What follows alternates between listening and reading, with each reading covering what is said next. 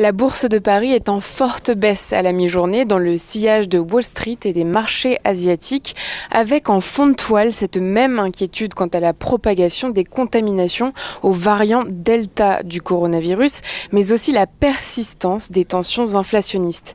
Les valeurs liées au tourisme et à l'aéronautique en font particulièrement les frais, à l'image d'Air France-KLM, Airbus et Accor en baisse d'environ 4%. Cette semaine, une multitude de publications de résultats au titre du deuxième trimestre sont attendus, dont IBM aujourd'hui, avant Netflix ou encore Coca-Cola. En France, Alstom, Publicis Group et Thales se plieront à l'exercice. La tendance sera aussi déterminée par l'évolution des rendements obligataires, sans compter celle des cours du pétrole. L'OPEP et ses alliés sont en effet parvenus à un accord sur une augmentation de leur production de 5,8 millions de barils par jour d'ici à septembre 2022. Et puis le point d'orgue de la semaine aura lieu jeudi avec le Conseil des gouverneurs de la BCE. À noter qu'à Wall Street, le S&P 500 a accusé sa première perte hebdomadaire en 4 semaines, et ce malgré le rebond surprise des ventes au détail. Le marché aura donc retenu la dégradation de l'indice de confiance du consommateur de l'Université de Michigan.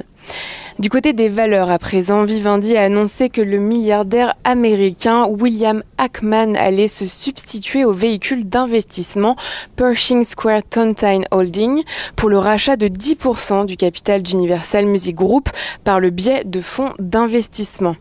Dans le secteur du luxe, le fonds de capital investissement cofondé par le géant LVMH, L. Catterton, va acquérir une participation de 60% dans le groupe de luxe italien Etro. Ubisoft confirme ses objectifs pour l'exercice 2021-2022 malgré le report de la sortie de 2 de ses jeux. Casino étend et améliore les conditions financières de son principal crédit syndiqué dont l'échéance, initialement fixée à octobre 2023, est repoussée à juillet 2026. Carmat réalise la première vente d'un cœur artificiel Aeson en Italie. Selon l'entreprise, il s'agit d'un événement qui ouvre la voie à son développement commercial. Le géant chinois de la technologie Tencent Holdings va racheter Sumo dans le cadre d'une opération qui valorise la société britannique de jeux vidéo à 919 millions de livres. Et puis Capgemini a conclu un accord en vue d'acquérir la société australienne Empire Limited avec plus de 1000 professionnels en Australie et en Nouvelle-Zélande.